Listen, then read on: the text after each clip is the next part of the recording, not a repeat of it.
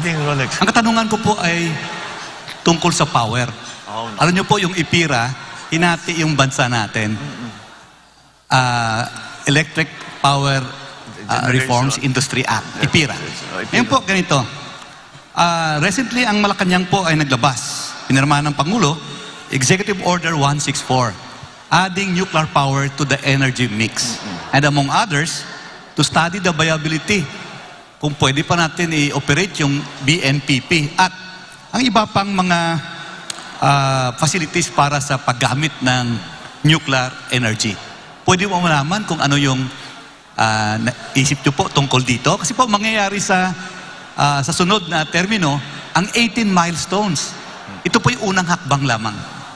Marami talagang pinag-uusapan. Energy is hard. Ito, aaminin ko sa inyo, talagang pinag-aaralan ko, napakahirap ayusin. Dahil nga, yung ating sistema, the IPIRA law, marami talaga nakakontain dyan na kailangan pag-aralan ulit. Because ang reklamo sa buong bansa, both na consumers lamang at saka yung mga negosyante. Kasi lagi natin napapag-usapan mga foreign investors na nagre-reklamo sa power, pati local investors. Kaya ang investment sa Pilipinas is not capital intensive. Yung mga investment sa Pilipinas short term lang, kuminsan hot money lang ang pumapasok, pasok-labas lang yan. It doesn't build anything. So that is it. It is a major problem. At kung titignan natin ang mga projection sa pangyayari. Ngayon, just as a perfect example, narinig na siguro naman ng lahat, na sinasabi na baka sa eleksyon, magkakaroon ng brownout. Kaya dahil nasa gitna na tayo ng summer, ng tag-araw.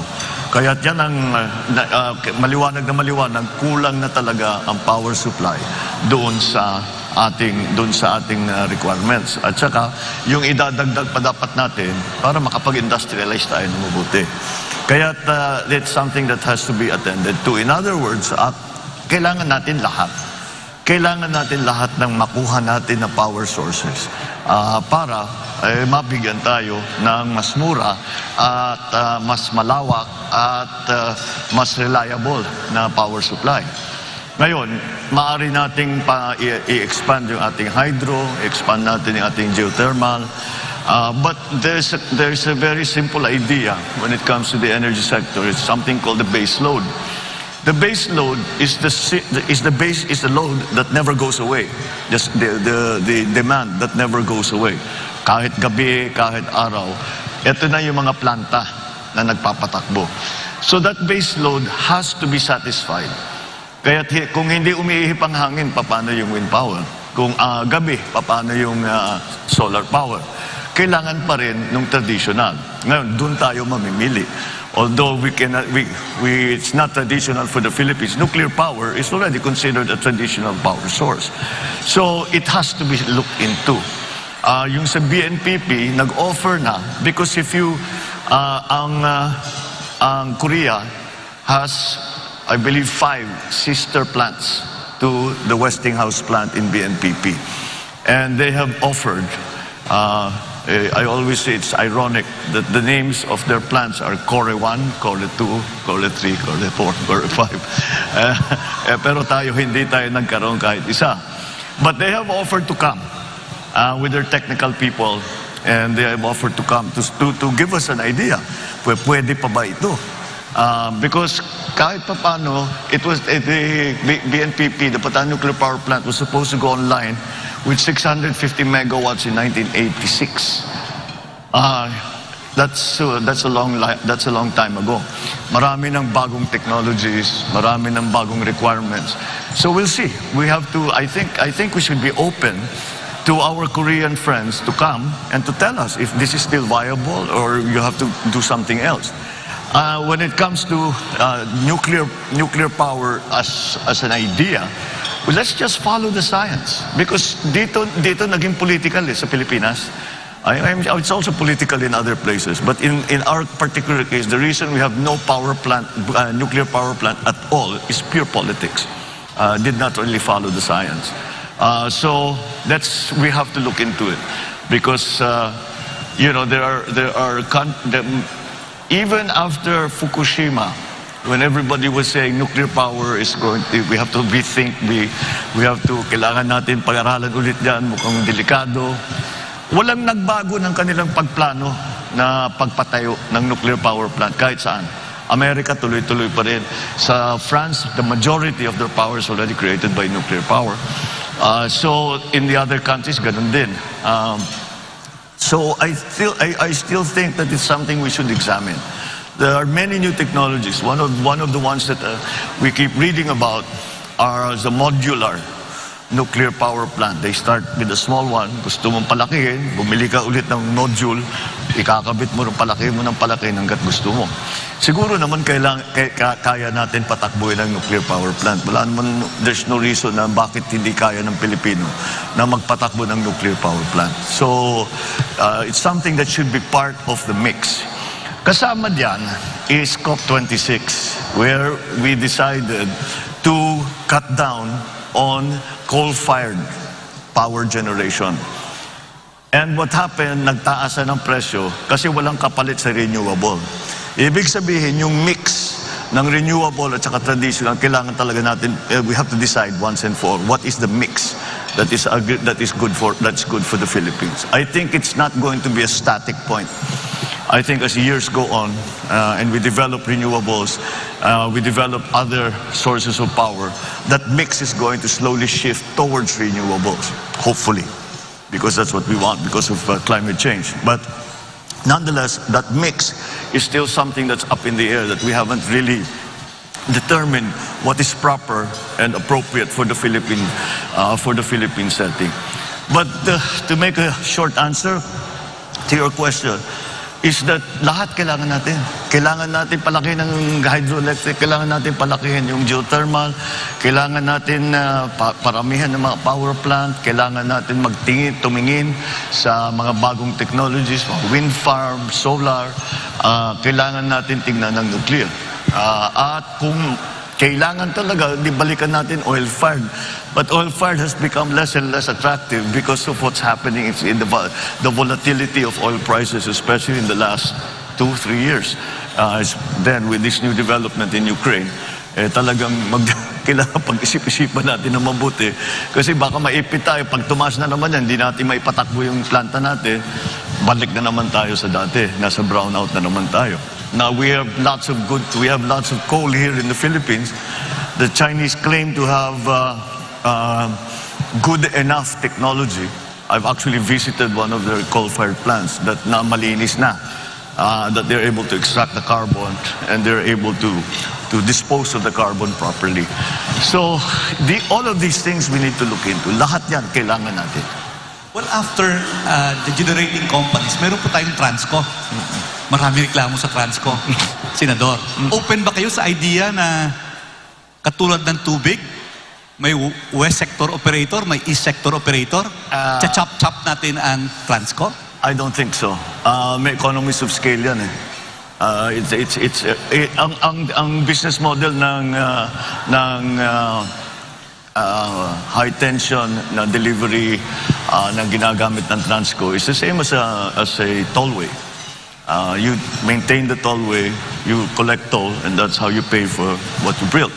That's the same thing that Transco should be doing. Yun lamang, siguro hindi sapat. Sa amin lang, marami kaming pangangailangan dyan sa Transco. We were hoping to build a high-tension cable from Ilocos Norte to directly export the power we are producing via windmills directly to Manila because that's where the demand is. And it's more profitable for us. But hanggang ngayon, hindi pa nangyayari. And I'm not sure, I'm not privy to the board meetings and the discussions going on in Transco. So I do not know quite why wala pa yan. But yes, it really should be a simple operation na kaya madali lang naman patakbuhin dapat yan. Kaya pag-aralan natin kung bakit nagkakaganon. You mentioned IPIRA. We have to look back at IPIRA. I think IPIRA might already have at least certain provisions in IPIRA are already obsolete. As a matter of fact. Senator? Yes. I hope you don't mind. I'd like to switch topics a little bit because we have a short period to ask about so many issues. All right. I'd like to ask about agriculture because you've mentioned that in the last time you were here. One of the biggest problems that the sector is facing is the aging of farmers. Yes. One study I've read said that their average age is between 57 and 59. And the worst thing is their children don't want to go into agriculture. And this observation is supported by declining enrollment in agricultural programs of SUCs across the nation. And last, the Secretary of Agriculture last year said that we may be facing a critical shortage of farmers in as little as 12 years. And he said this last year. So maybe you'd like to share with us what your plans are regarding this issue. Regarding the age of farmers getting older, not only are they discouraged to come in, their parents who are farmers, they say, wag na kayong pumasok dito, napakahirap ng buhay dito. Mag-aral kayo, pumunta kayo sa Manila, pumunta kayo sa city, dyan kayo magpagaling para hindi nyo na kailangan daanan itong dinadaanan namin. That's the state of the agriculture in the Philippines today. As a general rule, as a general concept, I think we have to really shift already from what is essentially still mom and pop operation and talk about agribusiness and talk about the industry of agriculture. And there are many things that we need to do to achieve that, to get to that point. See, let's go back to the issue of the age of our farmers and the young people who are not going into agriculture. If it is an agribusiness, if it is not the traditional farming method that we are always going through, that we have been doing for the last millennia, but move into something that is more high-tech, then that will necessarily need for the entry into more technically minded agribusiness practitioners. And that will bring the age younger immediately. I know already for myself, young people in their 30s who have discovered some new technology or have come across a new thing. Bagay sa atin to, gawin natin. And they do, and they have brought all kinds of new techniques to farming, but it's not yet extensive because there are no encouragements coming from government in terms of tax breaks, in terms of I don't really believe in subsidies in that regard, but I still think that we can improve the attractiveness of the agricultural sector to younger people if we use the most modern, most interesting technology. And like the kids say, they can geek it out, right? They'll just pag-aralan nila na mabuti. That's a very interesting. It will become a very interesting line of work. Is there an important role for government to play? Because if you look at the public spending on agriculture in the Philippines, it's only about 1.7% of the national budget, far below what is being spent in other ASEAN countries. Yes, it's been that, and it has been that way for a long time. I think we have really neglected agriculture because we had a system set up where the entire value chain was attended to by government. And of course, the private sector practitioners come into the picture during the trading and in the market. But that was dismantled in 1986 and has not been a replacement for it. So we have to do it again. And if we look at the countries that we are competing with in terms of rice production, for example, they're Thailand and Vietnam, the obvious ones. Their cost of production is lower. The labor segment of their production cost is 1/2 of ours. And that's due to mechanization. We have not mechanized at all. It's going to take, it's not a simple thing because we have to organize now large to be able to mechanize properly, to use the big machines, the big tractors, the big harvesters, yung nakikita natin sa ibang bansa na ginagamit, nakalaki-laki, na ang bilis-bilis, siguro sa isang araw, ilang hektarya na nakocover nila. Pero ang average na land holding dito sa Pilipinas is less than 1 hectare. So hindi mo magamit yung mga ganung klaseng makina. So the way to do it, or the way we did it in Ilocos, was we organized the cooperatives. And in that way, we were able to take full advantage of economies of scale. And I think that's what we need to do here in the Philippines now. But there are other things that need to be done as well. We have, I think the fact that we are importing galunggong has been made very, very public. It's been very, very clear that it is quite a surprise for us to get into that situation. But again, it really comes from a neglect and the agricultural sector. So the things we have to do the research and development for the new varieties, for the new yung nag-aalaga ng hayop, paano yung gagawin yung pagkalat ng mga inahin. Again, these are different schemes that we have to put together. In our fisheries, there is a very, very good potential for us kung ayusin lang natin ang ating kinukuhanan ng isda.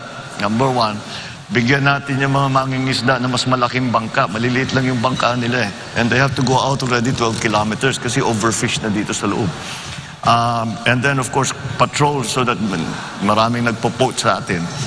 So we have to have all the best techniques and technologies for our farmers and for our fishermen. Fisher folk. So that's just the beginning of it. And then the support. Now, one of the biggest problems that the agricultural industry is facing right now in terms of crops is urea is 2,500 pesos now. And we know of many areas where farmers just didn't plant. And that kills our production. Taas na naman ang importation natin. Because kung minsan, kung kulang talaga. Kung pabayaan mo yan, tataas naman ang presyo, hindi na kaya ng tao. Kaya talagang kailangan ayusin yung agrikultura. So you have to support, the government has to support that. This question of urea, for example, siguro ang gobyerno na ang bibili in bulk. Hundreds of tons of urea, and then isama na yan sa production loan.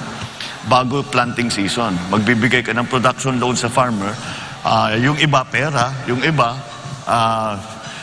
seedlings, yung iba abono, the fertilizer, at saka yung pesticide. And then you could support them with new techniques, the techno demos, to teach them what are the new plants, what are the new techniques, how you can save water, how you can save on the other inputs, etc., etc. And then the processing. It should not really be allowed anymore. Dapat in the year 2022, dapat wala na tayong nakikitang palay na tinutuyo sa highway.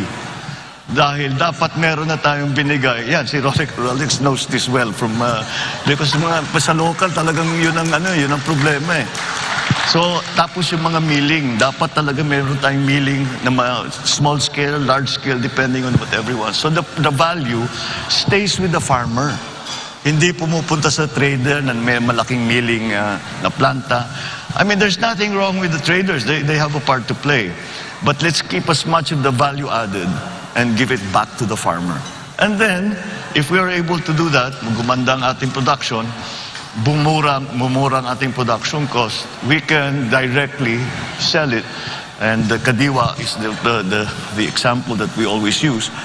We can sell it to the public at a lower price, assuming the government will not make a profit, because the government should not make a profit. So they should be able to sell these basic agricultural products for less.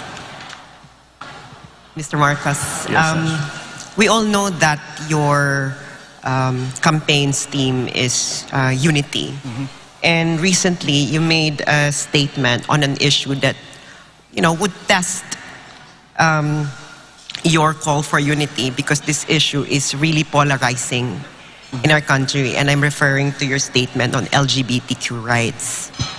And so my question is, there are a lot of interests that had to be balanced here, especially that even though that we are a secular country, our people, around 80% of our people have really, really strong religious beliefs, and these two things, are always contrary to each other. So my question is, how will you balance the legitimate aim of protecting the rights and welfare of LGBTQ people while at the same time respecting the legitimate interests of religious groups that they can freely pursue their belief on this matter? I don't think LGBTQ issues are polarizing in the Philippines, honestly. I think we are much more open-minded about it, considering the fact that we are in fact a very Roman Catholic country. But then you must, and so that I don't think it's polarizing at all. I think Filipinos are, I don't know how to put it, but we're much cooler than most other places when it comes to these things. And I think when I talk to the members of that community, wala namang hinihingi na special treatment ang mga LGBTQ. Wag lang, do not discriminate against us. Yun lang naman yun eh. We don't want a special program for you, for ourselves. You have to want to, do something. Just patas lang. Patas lang, pare-pareho lang. Na kahit LGBTQ kami, kahit matanda kami, kahit come from the wrong place, I don't know, whatever. All forms of discrimination are some things that we have to guard against because that's corrosive. That just gets in the way. It doesn't help. It doesn't help anything. So that, I think, is the approach to LGBTQ issues: is just fight discrimination every step of the way. There's a pool of talent in every sector of our society that we need to take advantage of, and so we cannot exclude any part and say hindi pwede yan, hindi na ayaw namin sa ganyan. And let me get to the point. I mean, LGBTQ, Roman Catholic, you say that it's wrong. What did the Pope say when he was asked about same-sex marriage, same-sex union? Let me correct myself. Same-sex union. And I think the Pope said it perfectly. Who am I to judge? And that's the attitude that all of us should have. And with that, I think we'll go down the correct place. We will go down the right path. Yeah, I think this will be... Professor Carlos, I know that you warned me about senior citizen losing their train of thought, but I have been instructed to go on a commercial break. So we'll start off. Yes, Yeah. we'll start the next round with your question. Okay. I promise that. Yeah. So, Okay, thank you. thank you.